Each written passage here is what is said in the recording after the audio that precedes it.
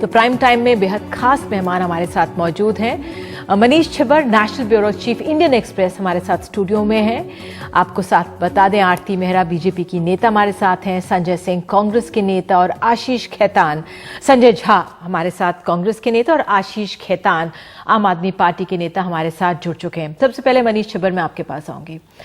इस तरह की खबर जब आज सुबह मैंने इंडियन एक्सप्रेस में सुबह देखी तो पहले यकीन नहीं हुआ कि एक रिपोर्टर को इस तरह का खूब मिल सकता है। इन्वेस्टिगेटिव जर्नलिज्म की एक बेहतरीन मिसाल।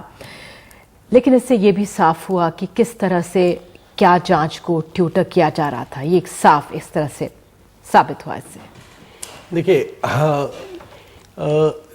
शाग्निक चौधरी जो हमारे रिपोर्टर हैं जिन्होंने ये स्टोरी की है, 25 अप्रैल को वो किसी और के स्टोरी के सिलसिले में एडिशनल सेक्रेटरी होम से बात करते हैं और बातचीत के दौरान उनका कॉल होल्ड पे रख दिया जाता है। होल्ड पे क्या है कि वो कॉल चल रहा है, वो फ़ोन साइड पे रख दिया जाता है और क्योंकि हम उनसे ऑन रिकॉर्ड बात कर रहे हैं, हम उनसे बात कर रहे हैं और इन द मीन टाइम ये सारी जो कन्वर्सेशन मिस्टर प्रसाद की किसी एक अफसर, तब हमें ये नहीं पता था कि अशोक कुमार जी है, वो हम सब सुनते हैं।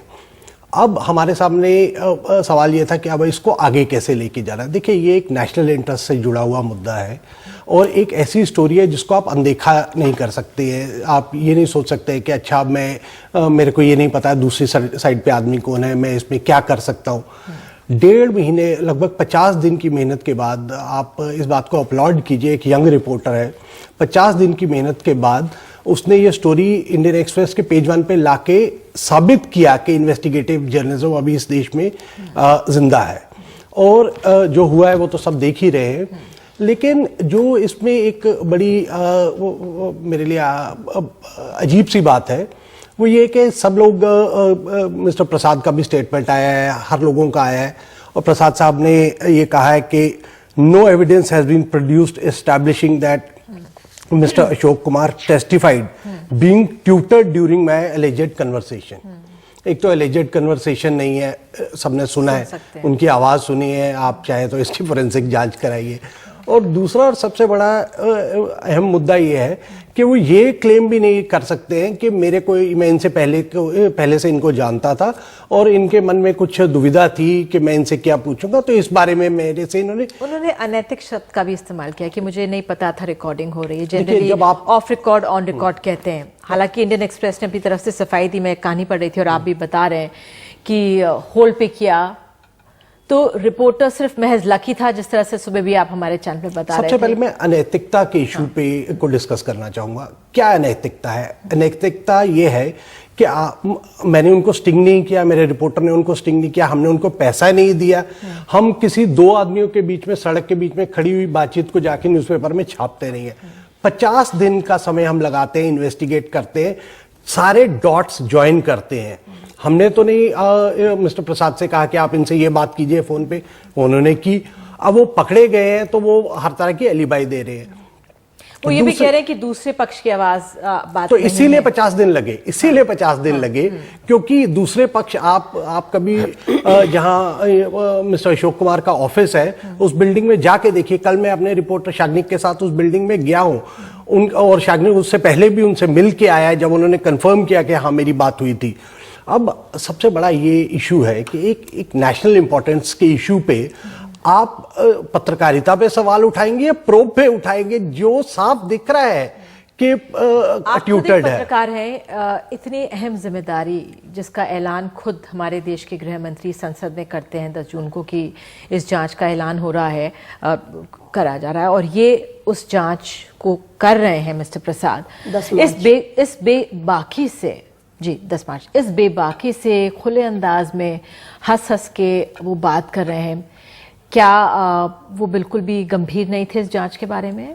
देखिए, ये तो इस बात का जवाब तो या गृह मंत्री दे सकते हैं या उनके ऑफिसर्स दे सकते हैं या प्रसाद साहब दे सकते हैं। लेकिन मैं आपको सिर्फ, आपने सुनाया सारा ऑडियो, एक बड़ी अजीब सी बात है जो कि वो बहुत धड़ल्ले से कह रहे हैं, मतलब मेरे को बड़ी आश्चर्यजनक है। वो कह रहे हैं कि बाकी सब बातों के अलावा वो कह रहे हैं अदरवाइज सब लोग बोल देंगे कि भाई फाइल में तो था तो आपके ऊपर भी आएगा ना भाई, और इन्होंने गायब तो नहीं कर दिया। ये आप धमका रहे हैं, ये हिंदुस्तान में अब जो प्रोब होगा, it is an official inquiry, इस तरीके से होगी कि आप फोन पे उनको बता रहे हैं कि एक तो आप सवाल बता रहे हैं, जवाब बता रहे हैं और ऊपर से धमका भी रहे हैं। अगर आप सोचिए कि मैं अपनी टीम के किसी मेंबर को ये बात कहूं तो वो अगले दिन जाके मेरी कंप्लेंट करेगा। इस सब में जो सबसे बड़ा मेरे को लगता है कि चिंता का विषय है कि आप एक नेशनल इंपॉर्टेंस के इश्यू पे कितनी आराम से आप किसी ऑफिसर को फोन कर रहे हैं और आप उन्हें धमका रहे हैं। और इसमें सबसे बड़ी बात जो देखने वाली है, हमारे पास सिर्फ एक इंसान से उनकी बातचीत की रिकॉर्डिंग है। उन्होंने 11 ऑफिसर्स को एग्जामिन किया, बाकी 10 को भी फोन और किया। आज ही शायद उनकी रिपोर्ट भी सबमिट हुई है जी। हाँ, और इसीलिए हम वेट कर रहे थे, हम हाँ। रिपोर्ट के सबमिट होने का वेट कर रहे थे। इसीलिए हमने स्टोरी, क्योंकि देखिए अगर ये भी हो सकता था कि इन्होंने उनको कुछ कहा अशोक कुमार को और अशोक कुमार ने नजरअंदाज किया। अच्छे ऑफिसर्स भी हैं सिस्टम में, लेकिन अब हम रिपोर्ट जैसा जो अभी तक देख रहे हैं ऐसा कुछ नहीं है। वो अपने स्टेटमेंट उनकी में रिपोर्ट भी जो सामने आई है उसमें गुम हुए कागजात के बारे में किसी अंत तक वो नहीं पहुंची है। नहीं पहुंची है, हाँ, नहीं पहुंची है, नहीं पहुंची। उसमें बिल्कुल नहीं पहुंची है, क्योंकि उन्होंने कहा एक कागज मिला है बाकी नहीं मिला है। और उन्होंने ये वो जो पहले उस समय जॉइंट सेक्रेटरी थे दीप्ति विलास, उनके रोल को थोड़ा एग्जामिन करने की बात की है। एक जांच और होनी चाहिए, लेकिन मुझे लगता है उस जांच के साथ साथ एक जांच मिस्टर प्रसाद के रोल पे भी होनी चाहिए। बिल्कुल। ये मैं अब आरती जी को लेकर आती हूँ। आरती जी, धमकाया जा रहा था, ये जांच एक तरह से प्रतिष्ठा बन गई थी एनडीए के लिए, क्योंकि एक तरफ हमारे सामने यूपीए सरकार पर यह आरोप है कि वो कहती है ये फर्जी एनकाउंटर है, एनडीए पे आरोप लगाती है। और एनडीए ये कह रही है जब से हमारी नई सरकार आई है कि इशरत आतंकवादी थी, ये वो साबित करना चाह रही है, और यूपीए इसको छुपा रही थी और ये कागजात वही गायब की एक तरह से बात मिसिंग है। लेकिन जब आप एक जांच जारी करते हैं, कहते हैं, और इस तरह का अंदाज सामने आता है, सिखाया पढ़ाया जा रहा है लोगों को और अब धमकाया भी जा रहा है। नहीं, देखिए ऐसा है कि पूरी तरह से क्रिमिनल कॉन्स्पिरेसी जो हुई मोदी जी और अमित शाह जी के खिलाफ, उनको फंसाने के लिए ये पहले बड़ी उससे एफिडेविट बदला गया। चिदम्बरम जी ने भी माना, जीके पिल्लई जी ने भी। आरती जी, आप किसी जांच को ट्यूटर तो नहीं कराएंगे ना? नहीं, ठीक है। उस समय ट्यूटर नहीं हुआ, मैं मोदी जी पे नहीं उस समय ट्यूटर जो हमारा जो पिछली जांच जो 10 मार्च को हमारे देश के गृह मंत्री जी ने आदेश दिया इसकी इन्वेस्टिगेशन करने के लिए, तो उन्होंने 2 एफिडेविट जो किए, तो वो दूसरा फंसाने के लिए पूरी तरह से क्रिमिनल कॉन्स्पिरेसी, और एक आतंकवादी को, एक एंटी नेशनल पर्सन को हम इस तरीके से बचाने के लिए लगे हुए हैं। ये जांच का विषय हो सकता है, इस पे जांच होनी चाहिए, जो इन्वेस्टिगेट उस पे जांच हो। लेकिन जो अभी तक क्लैरिटी आई है कि जो पेपर्स मिसिंग हैं उनको ढूंढा जा रहा है और उसके ढूंढने में सरकार उस पे काम कर रही है। आप देखिए ना, आप देखिए ना, आप कह रहे हैं जांच ढूंढेंगे, और किस तरह की जांच हो रही है, इस तरह से ढूंढेंगे कि जब जो जिनसे पूछताछ हो रही है, एक वाक्य सामने आया, वो तो गलती से आ गया कि भाई किस तरह से धमकाया जा रहा है, जो मनीष ने गलती से आया या किसी भी तरह से जो भी आया है, अब वो तो जांच का विषय है ना जी। मतलब वो आज आई है, आज की स्टोरी आई है, उसकी फाइंडिंग्स होने दीजिए। दोनों ऑफिसर्स ने उसमें उसके विषय में बोला। आप ये कह रहे हो कि मतलब अभी से उसको हम एक गॉस्पेल ट्रूथ मान लें कि यही सच्चाई है। गॉस्पेल ट्रूथ नहीं है। देश की जनता किसी चीज को गॉस्पेल ट्रूथ नहीं मानती है, वो देख रही है, समझ रही है। आज इस मामले पे जांच हो रही है कि किस तरह से ये फाइल्स ये गायब हुई, उसमें अगर ये सामने तो यूपीए सरकार के समय पे गायब हुई ना, तो वो मिसिंग पेपर्स वो तो माना, जी के पिल्लई जी ने माना, चिदम्बरम जी ने स्वयं माना, और एफिडेविट चेंज करने की बात को भी माना। आज वो एक इस रिपोर्ट पे ये कह रहे हैं कि सब मेरा विंडिकेट हो रहा है, जो मैं कहना चाह रहा था। ऐसा नहीं है, सच्चाई देश को पता चलनी चाहिए।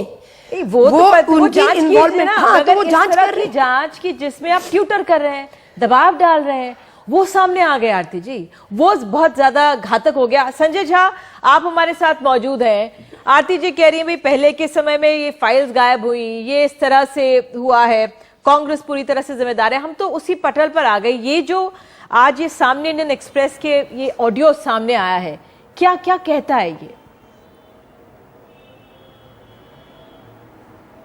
देखिए निधि जी, आज जो इंडियन एक्सप्रेस का जो कहानी आया है, मैं कहूँगा कि वो भारतीय जनता पार्टी का एक पर्दाफाश है, क्योंकि मोदी सरकार जो शासन पे बहुत भाषण करते हैं, आज भारत के लोग देख रहे हैं कि कितना अनुशासन है और कितना कुशासन भी है। देखिए, यहाँ पर ये नौकरशाही के लोग हैं, इनको बहुत बड़ी जिम्मेदारी दी गई है कि आप उस विषय पर छानबीन कीजिए जिसको देश के राष्ट्रीय सुरक्षा को लेके उसके साथ एक रिश्ता है। इशरत जहान का जो पूरा जो विषय है उस पर हम लोग सब जानते हैं कि किस तरीके से राजनीति किया जा रहा है। अब आज किसको विश्वास होगा कि ये छानबीन में कोई ईमानदारी है, अखंडता है? क्योंकि यहाँ पर वो शख्स जिसको भारत के गृह मंत्री संसद में कहते हैं, लेकिन वो जिम्मेदारी लेते हैं कि हम छानबीन करेंगे, कैसे विश्वास करें? क्योंकि जीके पिल्लई आप जानते हैं एक समय में 2013 में कुछ बोलते हैं, इस साल में वो कुछ बोलते हैं। तो जो हमारे अफसरशाहों पर दबाव, आज का ये एग्जाम्पल तो सामने है ही और आपके समय में भी था, तो क्या जनता माने? ये एक बड़ा सवाल है कि ये बीजेपी और कांग्रेस की लड़ाई में किस तरह के कॉम्प्रोमाइजेस होंगे, ये तो बड़ा सवाल है ना। कांग्रेस कैसे इस आरोप से बच सकती है? नहीं निधि जी, देखिए, आप जरा मुझे वक्त दीजिएगा, मैं उसका जवाब दे दूंगा आपको। इस बात में कोई दो राय नहीं है कि आज मोदी सरकार के राज में नौकरशाही और ढेर सारे संस्थाओं पर एक तानाशाही का एक बादल मंडरा रहा है, ये सब जानते हैं। मैं समझता हूं कि मीडिया पर भी वो दबाव है। यहां पर यही सच्चाई और इसको हमको स्वीकार करना पड़ेगा कि आज ये जो हालात हैं जिसका आज पूरा भंडाफोड़ किया गया है, ये क्या इस बात का उदाहरण है? संजय जी, मीडिया पे कितना दबाव है? मनीष छिब्बर यहाँ पे बैठे हुए हैं, आप देख सकते हैं मनीष छिब्बर की रिपोर्ट यहाँ पे सामने है और तमाम लोग बैठे हुए हैं। तो ये दबाव की बात अलग है, उसको तो हम देख लेंगे।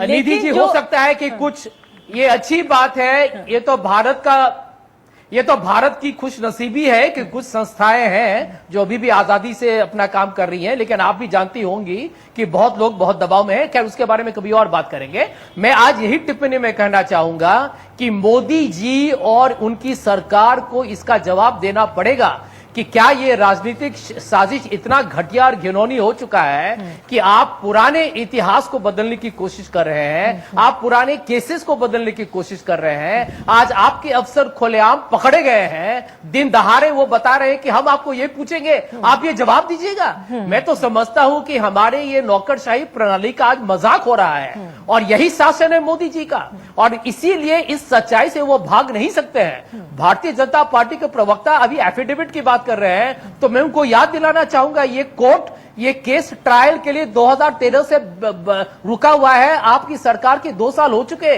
क्यों नहीं प्रगति हो रही है? क्यों आप जानबूझ के डेविड हेडली पर इतना आपको विश्वास अचानक कैसे हो गया? इशरत जहान का केस एक फेक एनकाउंटर केस है, या आज तक वही सबूत उसका जो हमारे कोर्ट्स में और एसआईटी और सीबीआई ने यहाँ पर हमारी मेरी सहयोगी सार्वजनिक तरीके से पेश किया है, उन्होंने भी उसके बारे में भी बातचीत होनी चाहिए। वो भी मैं उनसे बात कर रही थी जब मैं रिसर्च कर रही थी, तो मेरी सहयोगी नीता शर्मा जो होम मिनिस्ट्री कवर करती हैं, उन्होंने भी मुझे बताया कि 5 डॉक्यूमेंट्स गायब हुए थे यूपीए के दौरान। मुझे इतनी डिटेल्स, इतनी तकनीकी डिटेल्स नहीं है, तो मैं नीता से ही फोन पे बात करूंगी। नीता, अगर हमारे साथ फोन लाइन पर, नीता आप मौजूद हैं, ये क्या डॉक्यूमेंट्स थे जो यूपीए के समय गायब हुए? अब क्या उनमें था, क्या कुछ आप हमें बता सकती हैं? निधि, ये जो डॉक्यूमेंट्स है 5 डॉक्यूमेंट्स, पहला डॉक्यूमेंट जो था जो होम सेक्रेटरी ने और जो लेटर इनक्लोजर था, ये 19 सितंबर 2009 को तब के अटॉर्नी जनरल भानावती को लिखा था। और जो दूसरा डॉक्यूमेंट है वो दूसरा लेटर जो है भानावती को लिखा गया था होम सेक्रेटरी द्वारा। ये 2 डॉक्यूमेंट्स थे। तीसरा जो डॉक्यूमेंट था वो था कि जो भानावती ने वेट आउट करके वापस भेजा था 23 सितंबर 2009 को।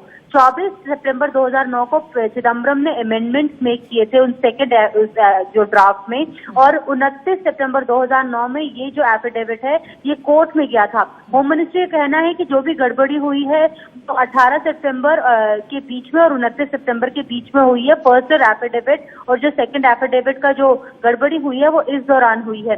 तब के जो जॉइंट सेक्रेटरी थे इंटरनल सिक्योरिटी जी दीप्ति विलास, उनका ये कहना है कि जब फाइल उनकी तरफ से ऊपर की तरफ गई, यानी जॉइंट सेक्रेटरी एंड अबव की तरफ गई, यानी होम सेक्रेटरी और होम मिनिस्टर की ओर, तब ये डॉक्यूमेंट्स थे। लेकिन जब फाइल ऊपर से नीचे आई तब ये जो डॉक्यूमेंट्स थे ये नदारद थे। निधि।